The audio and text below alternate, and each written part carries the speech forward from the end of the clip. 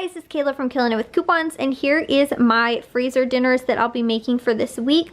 If you guys are new to these videos, I did do a whole separate video specifically on these, how I do them, why I do them. I do them a little bit more of an untraditional way. I don't do a massive freezer dinner cooking, you know, once a month or every other week freezer dinner cooking. I like to do them just whenever I get deals on meat and things like that, or if I don't, you know, other like meatless dinners. So this week I'm going to be making 4 meatless ones and 5 freezer dinners with meat, and this is just to kind of replenish what we already have in the freezer. So this is not like for the next like 2 weeks or anything like that. It is just in addition to adding to what we've already have, what I've already made. It's kind of the basics. Again, the entire video I will link for you guys on how I do my freezer dinners this way. I'm doing a little bit more. Sometimes I might only do like 4 freezer dinners a week, depending, but I haven't done any in a little while. I also had a lot of good deals this week on meat, along with some other pantry items that I had that I wanted to use and make into freezer dinners. These are not necessarily the freezer dinner recipes. These will just give you guys some hopefully inspiration and share with you guys how I'm doing them and how I'm able to save, because I shopped around and got all of these items all at different stores. I don't shop normally just at one store, so it's just to kind of see how shopping around and saving and doing my freezer dinners this way actually does help me save more money. And I only wind up cooking 4 days out of the week, which sometimes we will use the freezer dinners and sometimes we don't. The other 3 days my mom normally cooks, so we will sometimes get extra meat and I will freeze it separately for her. So it's just, we do kind of a combined in our house of all kinds of different dinners and cooking and stuff like that. Again, I normally like to do more of the freezer dinners, and I will get extra meat again for my mom to use when she wants to cook, but she doesn't necessarily like to do freezer dinner. It's kind of just a mesh of different varieties of cooking. So again, I will share with you guys and give you guys some ideas on how I am doing these. So again, my cooking is not an exact science, and neither are my freezer dinners necessarily. Some of these are both slow cooker and some of them are oven freezer dinners. So again, I will show you guys kind of each of the recipes that I'll be making for this week and break down the prices for you guys as well. I also have a whole breakdown of all of the individual prices on each of the products that I ended up picking up and paying in total for the week. So again, if you guys want all of that, that is also over on my blog. But I'll start off this week and share with you guys my freezer dinners. For this freezer dinner, I'm going to be making beef stew. I ended up getting just slightly under 2 pounds of chuck roast, which I got on sale for $2.99 a pound. So I ended up paying $5.95 for that. And then the organic baby carrots were $1.25. I'll probably end up using a little less than a full bag of the baby carrots.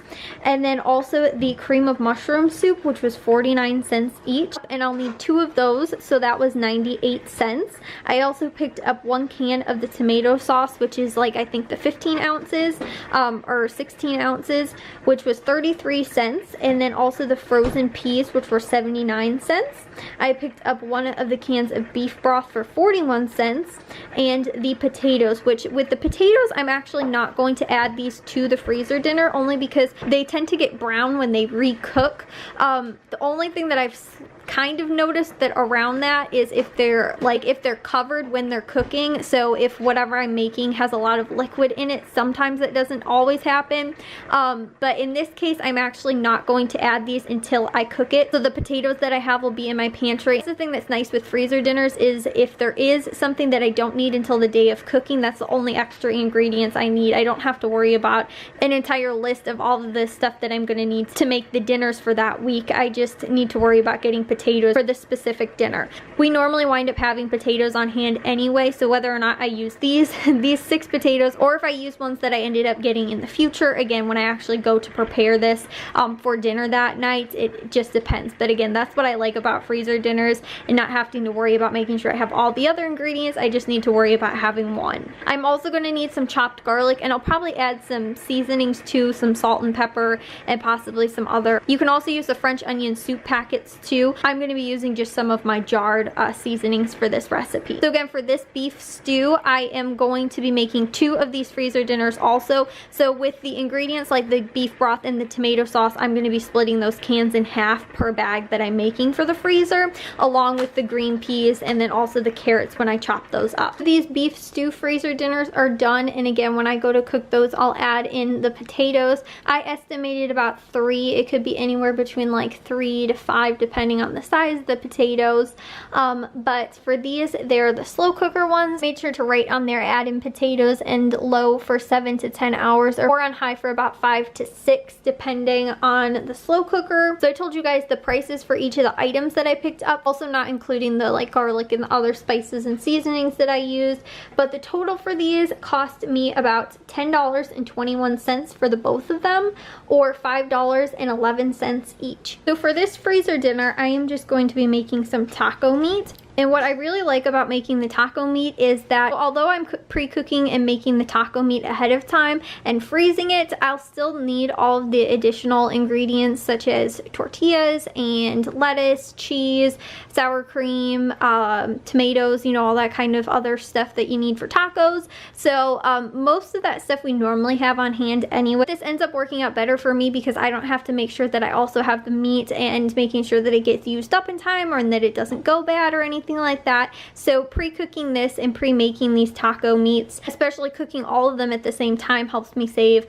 on time and also on money as well. So when I cook these, I'm just going to brown all the ground beef at the same time and then cook in the taco seasoning according to the package, and then I will just freeze it. And what I like about this too is that I can also use my smaller 1.5 quart slow cooker to throw these in because it's not a lot of meat, and that's the only thing that winds up going in there. So this also ends up saving me on dishes that I have to wash in the future because I don't have to wash a big crock pot or, you know, a big pan or anything like that. I can use my little slow cooker and reheat this taco meat in there. So with the ground beef, I got that on sale. It is 85% lean for $1.99. I picked up 3.3 pounds, so it was $6.57.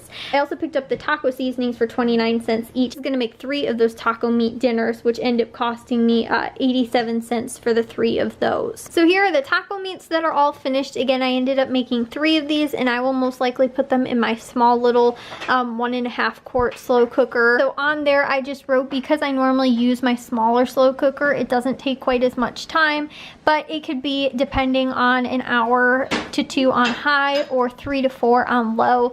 Again, that kind of depends. Some of these, like this one, actually I think has a little bit less in there, so it might take a little less time to cook. So I let you guys know about all of the ingredients that I picked up and what I needed and paid for those. So in total they cost me $7.44 for the 3, or about $2.48 each. So for these freezer dinners, I'm going to be making Alfredo pasta sauce. With this recipe, sometimes I will add chicken. In this case, again, I didn't get any that was on sale this week. I got beef, so I am just going to be making these as a meatless recipe.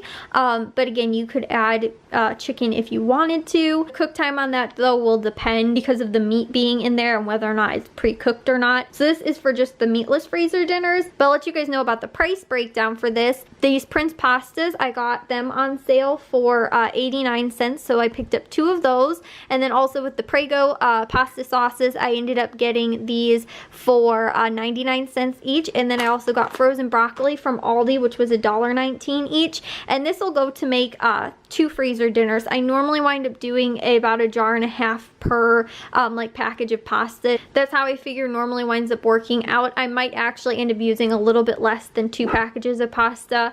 It might be like about 1.5 packages or so. So these ones are going to be, I'm going to pre-make the pasta and then I am going to add all of the ingredients together. So these will wind up being baked Alfredo broccoli pasta. So these meatless Alfredo broccoli and pasta dinners are done.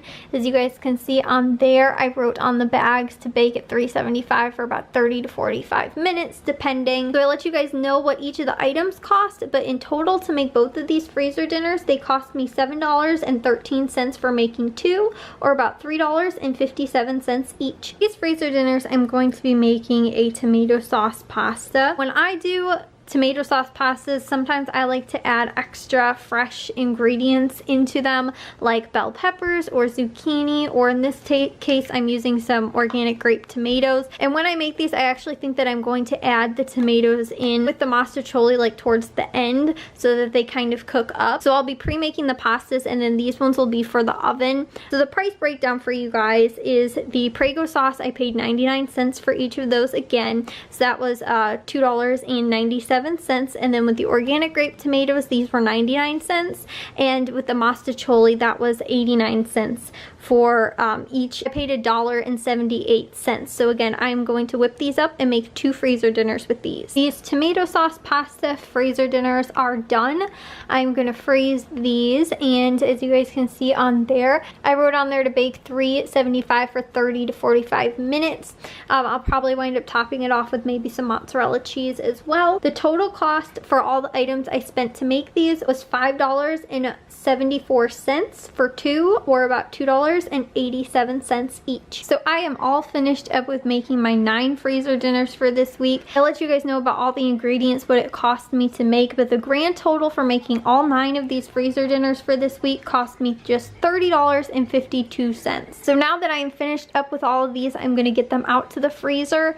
And again, these are not, we're not eating these for 9 days straight. These will kind of be interspersed with other things that we are making. But for 9 freezer dinners to restock my freezer, $30 is a good price for me. And now that I am done, I am going to get to cleaning up the kitchen, because I like to, again, do these in smaller batches, but also doing them so I'm not cooking every single night, so I can make one big mess all in one day and then clean it all up at the end of the day when I am done. And it didn't take me much more than, honestly, recording and making the freezer dinners took me all of about 2.5 hours. These probably would have taken me about an hour and a half to 2 hours in total to make. That does it for me this week. Again, if you guys want to see that video, I will have it linked for you guys as well on how and why I do my freezer dinners this way, a little bit more of an untraditional way. But if you guys did enjoy this video, make sure you guys give a big old thumbs up. If you guys are new, we'd love if you'd subscribe, and I'll see you guys all in the next video. So bye guys.